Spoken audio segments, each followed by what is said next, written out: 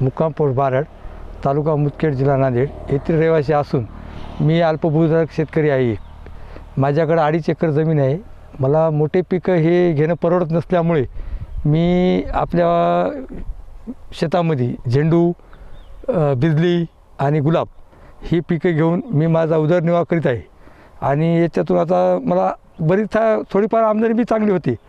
म्हणजे विशेष म्हणजे आता लगनसराई आहे. लगनसराईमध्ये झेंडू 20-25 रुपये चालला आहे आता. याच्यातून मला वर्षाला म्हणजे 3 महिन्यामध्ये एक 60-65 हजार रुपयाची आमदनी होती.